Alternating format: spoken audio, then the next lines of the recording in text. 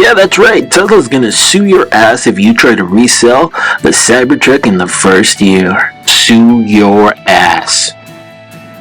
In a twist for early Tesla Cybertruck buyers, the electric car manufacturer imposes a no-resale clause for the first year after delivery of your Cybertruck. This, according to new term, Tesla's For Cybertruck Only section warns against selling within the initial year, threatening injunctive action or a $50,000 in liquidated damages. However, Tesla might buy the vehicle back at the original price with a deduction of 0.25 cents per mile driven, and of course repair costs.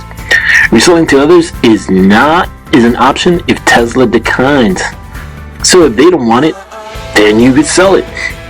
This move aligns with Tesla's software-heavy model, complicating resale, especially for features like non-transferable full self-driving at $199 per month.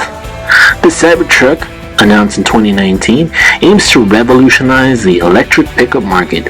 Though the starting price of $39,900 may escalate due to cost materials, Elon Musk anticipates significant cash flow from the Cybertruck within 12 to 18 months, targeting production of 250,000 annually by 2025. Breaking news! Apparently, Elon Musk went back on his word and is now not gonna sell you for reselling the Cybertruck.